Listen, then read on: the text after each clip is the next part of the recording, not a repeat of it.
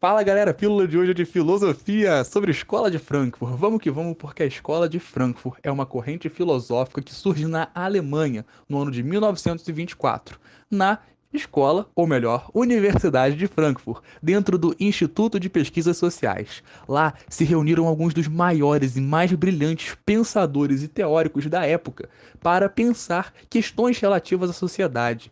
De lá surgiram questionamentos e inclusive conceitos, como é o caso dessa teoria crítica, que pensa uma filosofia engajada, uma filosofia instrumental, que se preocupe em transformar a realidade à sua volta, e não apenas com fenômenos metafísicos ou questões relativas ao ser e etc.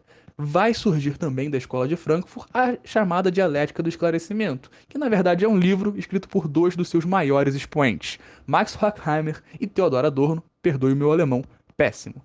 Esses caras, a partir desse livro, vão refletir sobre diversas dinâmicas da época, que vão desde o funcionamento de regimes totalitários, passando, por exemplo, pelo fascismo na Itália ao nazismo na Alemanha, inclusive criticando diversas outras correntes, não necessariamente nessa obra, mas em suas obras de maneira geral. Eles vão criticar desde o positivismo ao liberalismo econômico, inclusive chegando ao iluminismo, que tem muitas relações com o liberalismo econômico, é fato. Eles vão ser marxistas não ortodoxos em sua maioria, por não necessariamente seguirem as bases ideológicas propostas por Karl Marx, mas se utilizarem fortemente de seu método materialista para a análise histórica.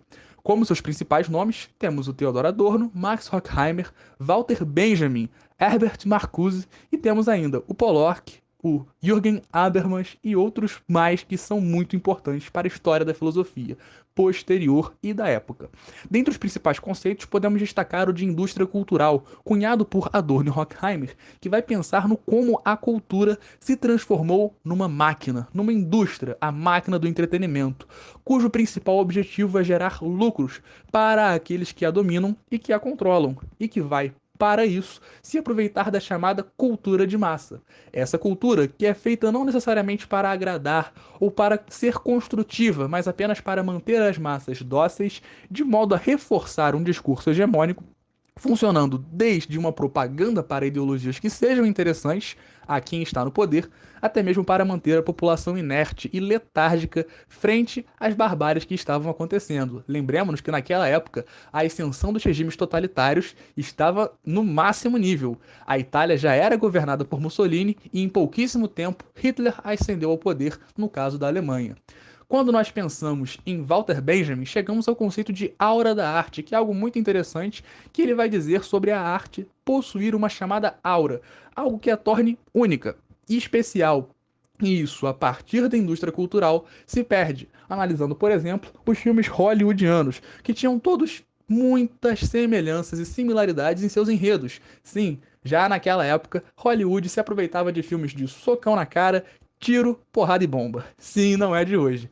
A verdade é que ele diz que quando você tem essa industrialização da cultura, quando a cultura se torna um mero elemento de mercado, algo a ser consumido, comprado e gerador de lucro para algumas pessoas, você tem uma perda dessa aura da arte. A arte deixa de ser algo realmente duro, belo e valoroso. Você tem essa perda por trás do que é a arte. E por fim, já na terceira fase dessa escola de Frankfurt, bem afastado temporalmente desse início, nós temos o pensamento de Jürgen Habermas, que inclusive é um filósofo contemporâneo, ainda está vivo.